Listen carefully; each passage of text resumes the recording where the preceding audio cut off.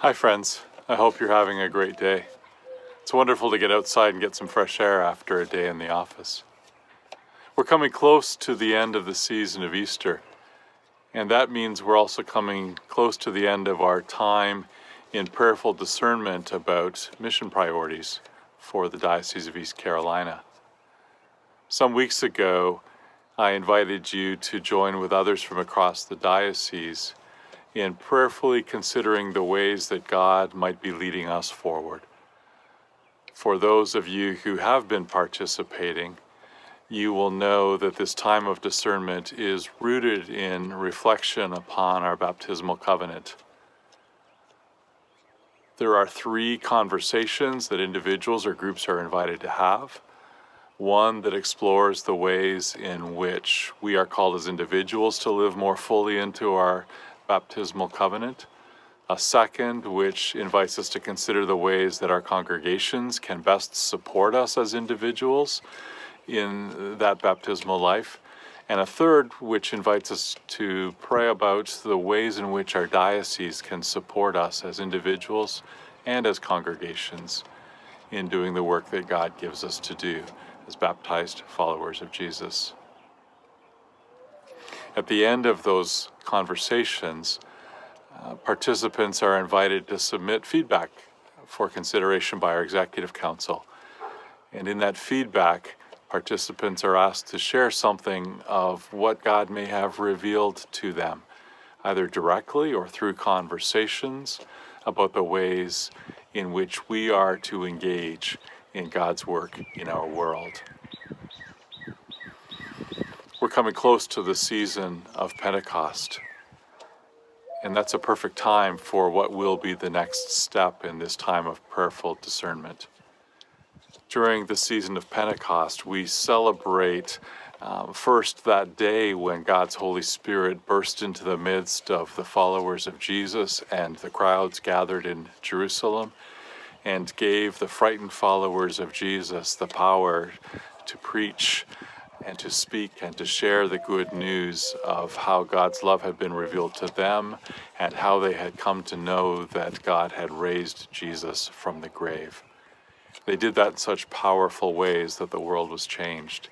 And through the season of Pentecost, we hear the ways that God's Holy Spirit works in the world now as it did in the time after the life, death, and resurrection of Jesus. God's Holy Spirit works in and through each and every one of us. And so this process of prayerful discernment is meant to invite all members of the diocese to consider how God may be at work in our midst. God's Holy Spirit is not available only to those of us with funny collars who are ordained. God's Holy Spirit is not only available to those who hold elected office and positions of leadership in the life of our church.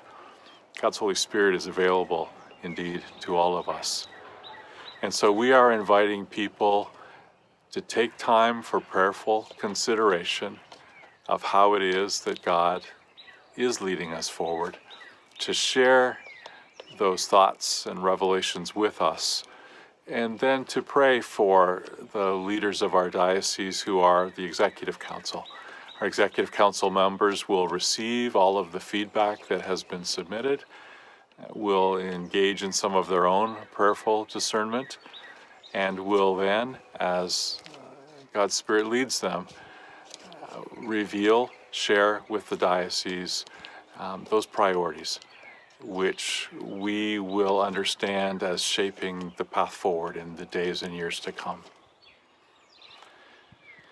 As we more and more step out of, God willing, this time of pandemic and into what the future will hold for us, it will be good to do so as a diocese united by God's Holy Spirit, with new clarity about mission priorities. We will find the ways of aligning our energies, our people, our money, in those directions, new and perhaps not so new. We will reveal all of that after the Executive Council has finished its work as we shape our 2022 budget and as we move forward to convention. And in the fall, we will share that more publicly and more widely. So if you would like to be a part of this and haven't yet begun the work, please find our diocesan website and look for the resources titled, We Will with God's Help. We will with God's help from the language of the baptismal covenant itself. And know that if we receive your feedback by Friday, May the 21st, then we will most certainly include it in the work of the Executive Council that will take place in June. Please invite God's Holy Spirit to move in you and through you and to give you the kind of guidance and wisdom that will help you to contribute to this work of discernment about the life, ministry, and priorities of the people of the Episcopal Diocese of East Carolina. As always, friends, it's good to be with you and to serve in your midst and to support you as individuals and congregation in the life that we share as followers of Jesus. God's blessings to you.